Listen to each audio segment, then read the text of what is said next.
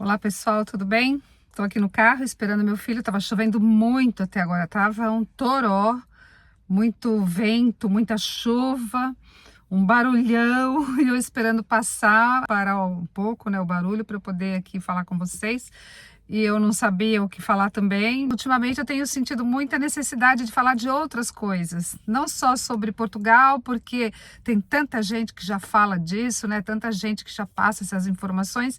Então eu escolhi um tema que eu acho que abrange todo mundo.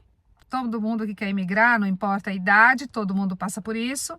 O tema que eu escolhi para falar hoje para vocês é a dor da solidão. Vou falar um pouco para vocês a minha experiência, tá? Como imigrante. Eu já imigrei sozinha quando eu tinha 31 anos. A primeira vez que eu imigrei, que eu fui morar em Paris, que eu fui para França, que eu fui a trabalho, né? Eu fui como expatriada, morei 2 anos em Paris sozinha e eu tinha 31 anos, então olha quanto tempo, já faz 30 anos, mais de 30 anos isso, olha que absurdo, né? Como o tempo passa rápido. E há 30 anos atrás não tinha rede social, não tinha telemóvel, o celular, né? O celular estava começando no ano 2000, que eu já estava no Brasil, já tinha voltado da França, até aí o telefone era aquele tijolão da Nokia, né?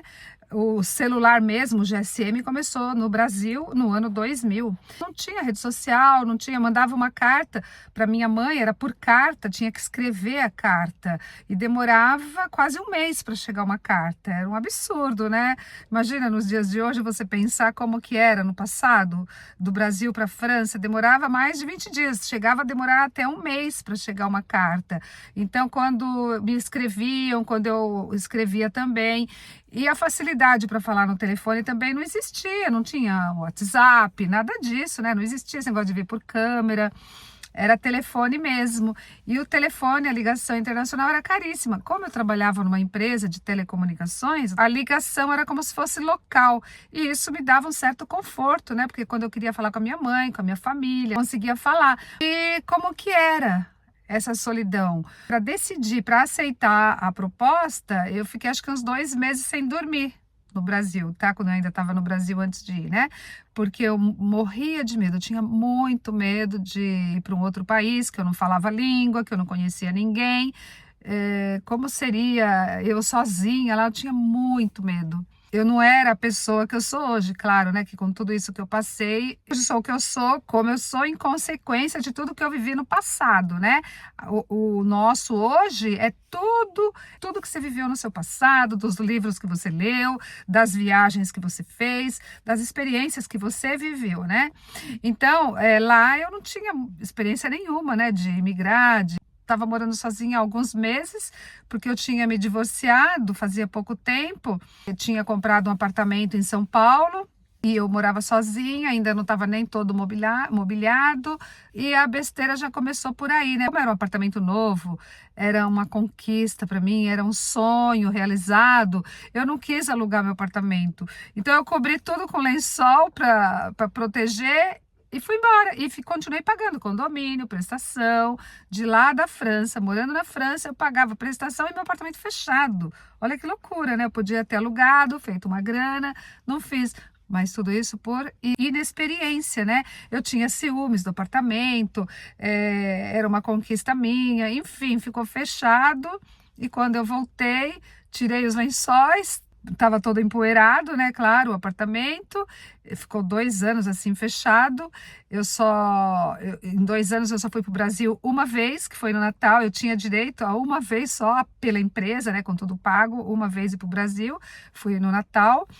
E daí eu entrei no meu apartamento, vi que estava tudo empoeirado, cobri de novo e deixei. Quando eu voltei, que eu vi, né, que eu podia ter alugado, podia ter feito dinheiro com aquele apartamento. Mas voltando ao que eu estava falando de Paris, eu me sentia muito sozinha. Nos 5 primeiros meses foram horríveis. Eu não saía de casa, eu trabalhava, né, na Alcatel durante o dia e eu limpava meu apartamento no fim de semana, deixava ele brilhando, não sei para quem, né, porque não ia ninguém, não conhecia ninguém. Na minha cabeça, eu queria conhecer alguém primeiro para depois começar a sair, eu queria fazer amizade. Mas como que você vai fazer amizade num país que você não conhece ninguém, que você não fala a língua? E se você não sai de dentro de casa? Eu tinha os amigos da Alcatel, amigos, colegas de trabalho, que eram os franceses, tinha uma colega que virou minha amiga, se tornou minha amiga, é minha amiga até hoje, é uma portuguesa, a Ivone. Hoje ela mora em Paris, tem uma casa em Viana do Castelo, e minha amiga até hoje. E sempre que ela vem para Portugal, a gente se encontra. Ela vem para minha casa, eu vou na dela, então a nossa amizade dura 30 anos já. Mesmo eu indo embora para o Brasil, nós continuamos a ter contato. E ela que era o meu suporte, ela era tudo para mim na Alcatel. Foi muito importante para mim essa fase que eu passei, que eu fiquei em Paris, porque ela era a única que falava a minha língua. Tinha mais 2 portugueses. Paris tem muito português. Eu estava mais tempo era com franceses, né? Mas ela falava a minha língua, então ela me deu muito suporte. Você chega assim no lugar, você fala: o que que eu estou fazendo aqui? Meu Deus, se acontece alguma coisa comigo. Ainda mais naquela época, né? Que não tinha rede social, conforme eu falei. Imagina se acontece alguma tragédia com você, não dá nem tempo de ir para o Brasil, né? Quer dizer, se você morrer aqui, vai ser enterrado aqui mesmo e ninguém vai te ver, né? Vão ficar sabendo da notícia depois, sei lá, pela televisão ou a empresa, né? Alguém que vai dar informação, porque não tem nem como saber. Você tá sozinho, ninguém te conhece também, né? Quando você fica doente, né? Você sempre pensa na família do Brasil. Eu tive um período que eu sofri muito, com muitas dores na coluna. Eu fiquei muito tempo sofrendo. Eu tive uma crise que eu andava igual uma velhinha. Eu ia trabalhar de metrô todo dia, eu entrava no metrô, ficava na porta já do metrô, para dar tempo de eu descer, porque eu ia descer na sexta estação, depois da minha casa. Na sexta eu descia para Alcatel, né? Para descer, eu já ficava na porta, eu nem sentava, com medo de eu não conseguir, de não dar tempo, de tanta dor que eu sentia, de tão devagar que eu andava e toda torta, tá? Isso com 31 para 32 anos, imagina o drama, né? Eu chegava na Alcatel com muitas dores, à noite eu não conseguia dormir direito, quase não dormia, chegava cheia de olheira, eu chorava de dor, eu ia fazer compra, eu não aguentava, eu aguentava o máximo 1 quilo. Eu não podia fazer compra, então, né? Tinha um mercado bem na esquina da minha rua, eu ia lá, cada dia comprava uma coisa levinha para poder... Olha que absurdo, gente, eu não sei se vocês já passaram por isso, tá? Mas olha o que acontece, né? Eu não aguentava com peso nenhum, de tanta dor que eu sentia, então eu comprava 1 quilo de arroz hoje, amanhã eu passava de novo, comprava mais até 1 quilo, né, de peso, eu não aguentava mais que isso, ia comprando as minhas coisas para comer, para ter alimentação, né? A água tinha que ser água pequena, porque eu não conseguia pegar litro grande também pesado, era assim.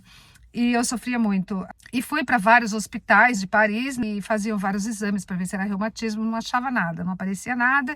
E eu me entupindo de anti-inflamatório, até que me indicaram um osteopata, um russo. E lá em Paris, naquela época, osteopatia já era reconhecido como medicina, que no Brasil não era ainda, tá? Depois de bastante tempo passou a ser reconhecido, mas não era. E aí eu fui nesse osteopata, nesse russo, e ele tirou minha dor, parecia que estava tirando com a mão. O alívio que eu senti, além desta manipulação que ele fez, né, com os ossos, né? Como se fosse uma massagem, mas é mais manipulando os ossos. Diminuiu muito a minha dor, eu reduzi bastante a quantidade de comprimido que eu tomava, acho que eu tomava uns 30 por dia, reduzi para uns 8, e ficava assim, quase que eu me apaixono pelo médico, por ele ter me aliviado, por ele ter tirado a minha dor. Eu fiquei assim, quase me apaixono pelo médico. E eu era sozinha, né? Tava carente, e o médico cuidando de mim, então era uma beleza, né? Eu tive que fazer infiltração com cortisona para passar essa dor.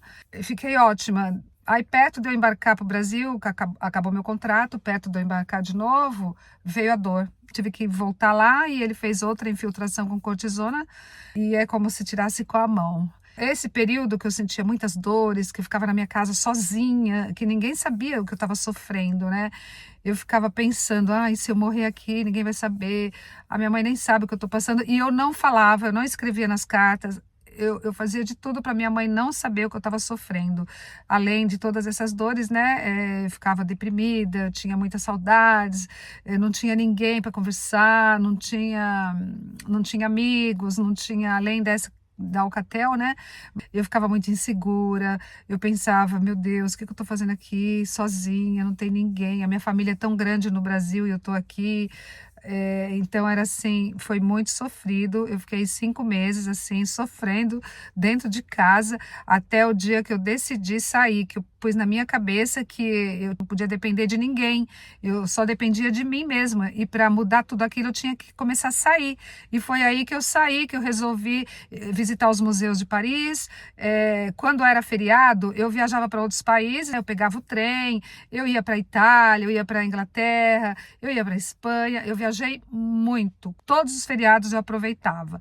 Eu fui para o Clube Med para esquiar, fiquei no Clube Med nos Alpes franceses por 9 dias, foi maravilhoso também. Eu sonhava que estava morrendo lá nas descidas lá, naqueles penhascos. Eu sonhava que estava morrendo, era um horror, gente. Comecei a viajar depois de 5 meses. A primeira viagem minha foi para Veneza, fui de trem, um trem que 11 horas de trem, que era quarto, era wagon-lit, em francês fala wagon-lit, que é vagão com camas. E tinha camas beliches, né, que você pega com 6 camas, e eu escolhi um vagão com 2 damas. Eram 2 mulheres, fui eu e uma holandesa, somente, né? Foi muito chique essa viagem, conversei bastante com ela também não tinha ninguém para conversar, então ela conversava comigo, foi muito bom aí, porque aí eu comecei a descobrir que viajar sozinha era muito bom para você fazer amizades, para você conhecer pessoas diferentes, de outras culturas, né? Outros países, isso era muito legal também. Aí você vai vendo que você não está sozinha, que tem muita gente na sua situação, né? De madrugada batia lá o cara do concierge, eu não sei como que fala, se é o concierge, o cara lá do trem, né? Do trem de noite, para trazer o café da manhã, para arrumar sua cama, para tirar o lençol, deixar tudo arrumadinho. Então foi assim uma experiência maravilhosa essa primeira viagem para Veneza, tá? Eu jantei dentro do trem, tomei vinho, comi massa, foi maravilhoso. Foi minha primeira viagem internacional. E quando eu cheguei em Veneza, aí você chega assim, você chega meio, não sabe o que vai encontrar lá, né? Você só tinha visto por fotos. Aí você chega assim, você fica meio encantada, você fica meio boba, né? Com essas viagens você vai descobrindo, né? O quanto é bom viajar, o quanto você conhece de pessoas. Se eu viajo com meu marido, eu não conheço ninguém. É só eu e meu marido ali. Se você tá sozinho, você tá aberta para conhecer outras pessoas, né? Então tem o lado bom e o lado ruim, porque você conhece, pode estar muito carente também e atrair pessoas que não prestam para você, né? Quando você tá carente, você só atrai tralhas, né? Quando você tá bem com você mesma, quando você tá com a autoestima em alta, quando você tá legal, está bem com você mesma, você atrai pessoas legais, pessoas que estão na mesma energia que você, né? Então, eu comecei a viajar e nunca mais parei. Nos feriados, eu aproveitava os feriados. Nos finais de semana, quando eu estava na França, quando eu não viajava, né, que era final de semana normal, que eu estava sozinha em casa, eu ia visitar um museu. E eu ia ticando, eu tinha um guia, sabe aquele guia muito conhecido até, pesado, eu tinha para vários países, nem sei se existe ainda, tá? Aquele guia, Folha de São Paulo, acho que é isso, guia da Folha de São Paulo. Eu andava com aquele guia para lá, para cá, eu olhava nele o que visitar naquele fim de semana e eu ia ticando cada ponto que eu visitava, cada museu. E chegou um momento que eu conhecia tanto museu de Paris, e eu chegava lá no trabalho, os franceses, as meninas lá, ninguém conhecia.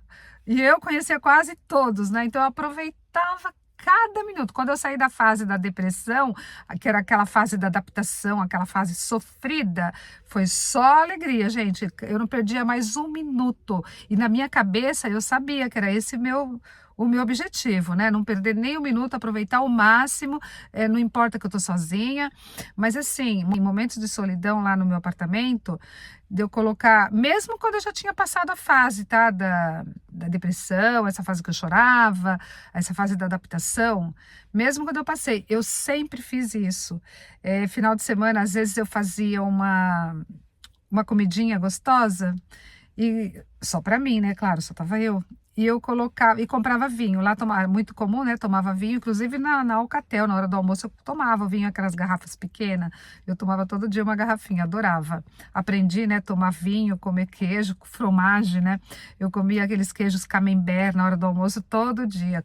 Queijos, tomava vinho, e eu peguei esse costume, né, esse hábito, e na minha casa também eu sempre comprava garrafinha de vinho, eu colocava a mesa para mim, e colocava 2 pratos, 2 taças de vinhos, como se eu tivesse acompanhada. Olha só, uma estratégia para você não se sentir só, tá?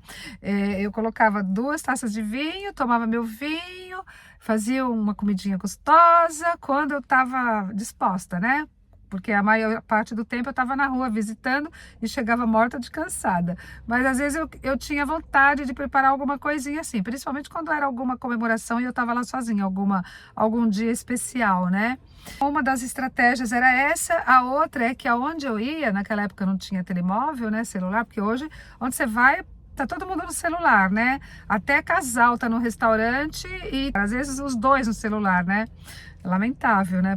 E o meu companheiro naquela época, que não existia o celular, era um livro, era um caderno, como se fosse um diário, uma caneta. Então, onde eu ia, eu escrevia, por exemplo, eu viajava muito, né? Viajava muito a trabalho também. Então, uma vez eu lembro que eu estava na Bélgica, chovia, era frio, aquele dia frio, gelado, eu estava em Bruxelas e eu estava num restaurante. Sozinha, claro, né? Então, você vê todo mundo no restaurante, a maioria está acompanhado e você está lá sozinho. Só que quando você viaja assim, você aprende, você é obrigado a ir sozinha, porque você vai comer aonde se você não for para o restaurante? Você tem que ir, né? Ou você vai comer no hotel todo dia, ou você vai para o restaurante sozinho. Mas aí você, depois que você aprende essas estratégias, já fica legal, já não é mais, você não fica mais incomodada de estar sozinha. Eu estava sempre escrevendo nesse restaurante em Bruxelas. Eu escrevia, né? Estou aqui nesse restaurante tal, colocava o nome do restaurante, colocava o horário, escrevia tudo que eu estava vendo. A cerveja, né, na Bélgica, a cerveja ela é morna, não é geladinha igual no Brasil, né? Também porque lá é um puta frio, né? Sempre frio, inverno, né? Então a cerveja era morna, tá? Não bebe gelado igual a gente bebe no Brasil, que é calor, né? E eu escrevia a temperatura da cerveja, qual que eu estava tomando, e com isso o tempo passava, o garçom trazia meu prato, eu comia minha comida e ia embora. Então, muitos momentos que eu passei assim, viajando, comendo sozinha em restaurante, que eu tive que aprender estratégias, né? Adotar algumas estratégias para eu me sentir bem. Na minha casa, eu colocava dois pratos sempre, 2 taças de vinho, como se eu tivesse acompanhada, colocava a televisão bem alto, né, no jornal, para eu aprender, acostumar meus ouvidos, né, o francês. Então eu ia lá, cuidava da casa, cuidava da cozinha, cuidava das roupas, da roupa para eu trabalhar no dia seguinte, sempre ouvindo o jornal. Tanto é que com 9 meses, é como se tivesse ligado uma chave. Eu estava passando minha roupa para trabalhar no dia seguinte e de repente eu percebi que eu entendia 100% do que estava falando na televisão. Eu fiquei tão emocionada, acho que foi uma das maiores emoções que eu tive na vida, foi essa, tá? Claro, é diferente, né? Tive a emoção quando eu tive meu filho, a emoção do dia do meu casamento, mas esta foi uma emoção inexplicável também. É uma emoção, assim, uma liberdade que eu senti, que eu percebi que eu estava entendendo tudo. E no dia seguinte eu cheguei na empresa. Na hora do almoço, a gente almoçava numa mesa grandona lá na Alcatel, cheia de mulher. E as mulheres falavam rápido, em francês eu não entendia nada, né? Eu ficava lá com aquela cara de paisagem, porque eu não entendia nada, dava uma risadinha de vez em quando, fingia que entendia. Mas nesse dia, eu cheguei lá e falei em francês com elas. Atenção, porque eu entendo tudo. Attention, parce que je comprends tout. Foi tão maravilhoso, gente. Foi tão maravilhoso, sabe? É você descobrir isso, é você descobrir que você venceu aquela barreira, que era uma barreira, né? Na Alcatel eu estudava muito também, eu estudei na Sorbonne, para quem não sabe, tá? Eu estudei na Sorbonne, fazia La Civilisation Française na Sorbonne, na Universidade de Paris. Eu fazia Berlitz, quando eu cheguei lá, eu comecei a fazer Berlitz, então eu fazia Berlitz, eu fazia Sorbonne, eu estudava com livro autodidático. Eu me esforçava muito para falar francês, tá? Para poder fazer amizades, para poder entender a cultura, falar com as pessoas. Então, foi maravilhoso. Quando eu tomei essa decisão de não depender de mais ninguém, de não sofrer mais, porque eu estava lá sofrendo, me sentindo na solidão e não fazia nada, só sofria, só chorava, né? cada dia para mim era, meu Deus, consegui ficar mais um dia, era assim. E quando eu decidi que não ia sofrer mais, que eu ia aprender, eu ia explorar o máximo que eu pudesse da língua, da cultura, não parei mais, gente. Aí passei a fazer reuniões na Alcatel, tudo em francês, que até então era em inglês. A minha vida mudou completamente quando eu comecei a falar a língua, tá? Quando eu comecei a falar francês. Me parece que minha personalidade mudou, porque aonde eu ia, quando eu falava francês, parece que eu era mais respeitada, mais bem aceita, tá? Eu lembro uma vez que eu fui para a Itália. Aí eu já estava casada, aí já não tô mais sozinha, tá? Com meu marido, né? Nós fizemos uma viagem para Toscana de 20 dias, tá? 2010, por aí. Não tinha nem meu filho ainda. Nós estávamos com mais um casal e fomos para Lucca, cidadezinha medieval, né, na Itália. E a pensão onde nós fomos, onde nós tínhamos reservado, a mulher era muito antipática, a dona Gema, nem lembro direito se era dona Gema, era muito antipática, aquela que falava bem alto, sabe? E o meu marido estava dirigindo, né? Era carro alugado, e o estacionamento, a garagem do prédio era muito pequenininha, era muito apertado, então meu marido, claro, estava um pouco inseguro, não conhecia aquele lugar ainda, né? E ela gritava. Ela grita, eu nem lembro o que a mulher gritava, tá? Depois eu só lembro que marcou também que ela falava assim: brasileiros são todo confusione. Brasileiros são todo confusão, sei lá o que ela falou. Eu só sei que a gente não entendia ela não entendia a gente, a mulher não falava inglês, a mulher não falava português e estava lá na recepção, né? Aí eu perguntei para ela se ela falava francês. Na hora que eu perguntei para ela se ela falava francês, que eu perguntei em francês e comecei a falar francês, ela se transformou. Ela quis saber da minha vida inteira, a mulher se apaixonou por mim, ela quis que eu casasse com o filho dela. Para você ver como que é, né, o conceito, o preconceito, o julgamento, né? Até então ela não sabia de nada de mim, começou, brasileiros são tudo confusione, quer dizer, generalizando, né? Mas bastou falar francês, eu já não era mais percebeu o que eu quero dizer, né? Já me via diferente, eu já era a queridinha lá no nosso hotel, né? Enfim, gente, depois que você muda a sua cabeça, que você põe na cabeça que você vai evoluir, que você vai crescer, que você vai...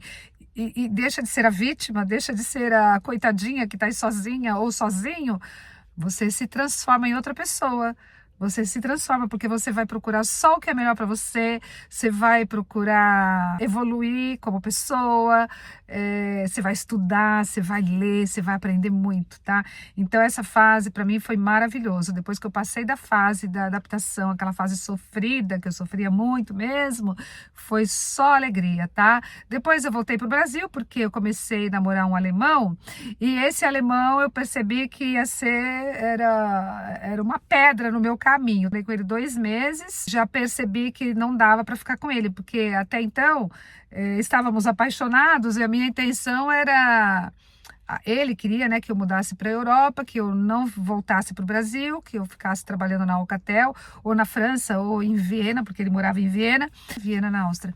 Eu percebi que ele não era o homem para fazer um futuro junto comigo, e eu quis cair fora, só que eu não conseguia, porque ele colou de tal forma, sabe aqueles grudes, aquelas pessoas que entram na sua vida e que tá lá para te atrapalhar, que você tá vendo que não vai dar certo e você não consegue escapar da pessoa?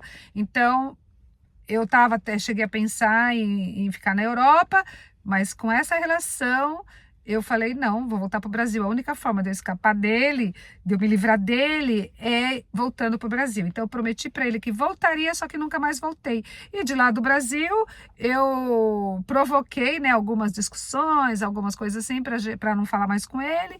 E aí foi aí que eu terminei com ele, nunca mais voltei com ele e fiquei no Brasil. Não voltei mais para a Europa para morar, né? Não quis mais nem ver a cara dele, a verdade foi essa. Ele era muito atrapalhado, cara, era muito... Tava em Paris, ele só queria comprar roupa em lojas inglesas. Se tivesse na Inglaterra, ele só queria comprar roupa francesa. O cara totalmente confuso, sabe? Só para dar uma ideia para vocês porque que eu falo que ele era confuso. Enfim, um cara tão inteligente, falava 7 línguas, ele era jornalista de uma revista, a revista Format, em Viena, era como a Veja no Brasil, né? Então, uma revista super importante, mas o cara totalmente atrapalhado, não sabia administrar as coisas dele, ele perdia a hora, sempre atrasado. Na segunda-feira ele tinha que pegar o avião, ele perdia o avião e acabava ficando em Paris, ficava lá comigo no meu apartamento, aí me atrapalhava na Alcatel também, quer dizer, era aquele cara para atrapalhar a sua vida. E a única forma de eu me livrar dele era vencendo o meu contrato e ir embora para o Brasil. Foi o que eu fiz, tá? Mas enfim, eu sofri muito, mas valeu a pena. Fiquei muito forte, fiquei uma pessoa assim. Passei a enfrentar todas as dificuldades sozinha, fiquei muito independente, fiquei muito corajosa. Se me mudasse para o Japão, eu iria sozinha para o Japão.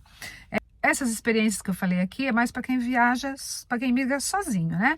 Se você está sozinho, aproveitar estar sozinho, mas a felicidade só depende de você. É isso que você tem que pôr na cabeça. É nunca depender de esperar conhecer alguém. Você tem que ser feliz e independente, porque se você fica carente, você só atrai tralhas, tá? Mulher sozinha, carente, só pega vagabundo, só pega tralha. E vice-versa também, né? Tem homem que fica muito carente também, não sabe. Aí tem mulheres aproveitadoras, tem homens aproveitadores, tem mulheres oportunistas, tem homens oportunistas, tem aquelas pessoas que percebem a sua carência, que você tá sozinha, que você não vê a hora de conhecer alguém e se aproveita de você. Isso você nunca sabe a índole da pessoa, se a pessoa é uma pessoa que vale a pena. Você não sabe. Então você tem que ser menos carente, pensar nisso. Na hora que você está lá doido para fazer amizade, você tem que pensar na sua segurança, pensar em você. Você, homem e mulher que está sozinho, aproveita. Você aproveita e descobre a solitude. A hora que você descobrir a solitude, meu, sofrimento não existe mais. Acabou. Acabou, não tem mais essa fase da adaptação, porque você está tão bem com você mesmo. Quando você amadurece, quando você evolui, quando você descobre a solitude, maravilhoso, gente. Gente, o vídeo já tá muito longo, eu vou parar por aqui, eu já falei demais, espero que vocês gostem. Se você gosta desse tipo de assunto, assim, que eu falo a minha experiência, coloca aí que você gosta que eu trago mais tópicos, tá bom? Hoje o tópico foi a dor da solidão, mas eu posso trazer outras experiências minhas e trazer aqui para vocês, tá bom? Então, olha, comenta aí, me segue se você é novo aqui, se inscreva no canal, dá seu like, se você ajuda o meu canal. Muito obrigada, até o próximo vídeo. Beijo!